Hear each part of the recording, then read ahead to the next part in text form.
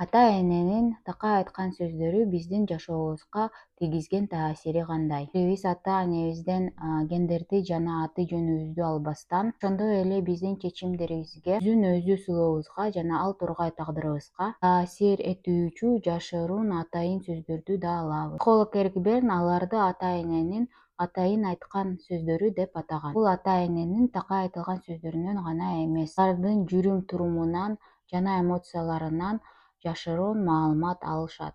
Алар психикага чындык катары жазылып, анан биз бойго жеткенде бизди башкарып турат. Берн негизги 12 такай айтылуучу сөздөрүн белгилейт. Мен эң маанилүүлөрү менен бөлүшөм. Биринчи, жашаба, сен жок болсоң жакшы болмок деген сөздөр күнөөнү, өзүн-өзү жок кылуу сезимди көтөрөт. Күнүмдүк жашоодо мындай түз айыптоолорду чанда гана угабыз деп мен үмүттөнөм. Көбүнчө сен боюмда болгондо мага абдан кыйын болду. Же сен бала кезинде ушунчалык татаал мүнөздөгү бала элең деген сыяктуу сөздөрү угушу мүмкүн. Экинчи, өзүңдү кичинекей баладай алып жүрбө, сен чоңсуң.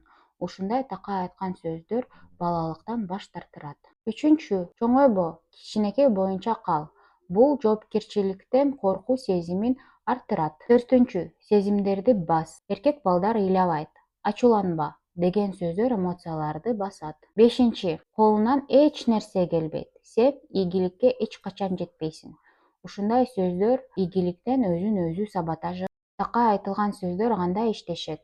Эгер апаңыз сен күчтүү болушуң керек деп дайыма кайталаса, сиз өзүңүздүн аялдык касиетиңизден баш тартышыңыз мүмкүн. Же карама-каршы сценарийге көз карандысыздыктан толук баш тартышыңыз мүмкүн.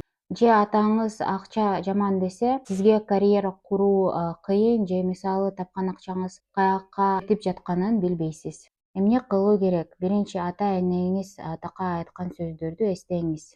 Экинчи, алардын сөздөрүнөн баш тартыңыз. Бул менин тандоом эмес деп. Үчүнчү, аларды жаңы сөздөргө алмаштырыңыз. Мисалы, алсыз болбо дегендин ордуна мен жардам сурай алайм деңиз. Достор, эң маанилүүсү, ата-эне билгенин бизге берди. Бирок азыр биз кайсы такай айтылган сөздөрдү калтырып, кайсынысын кайтарууну тандай алабыз.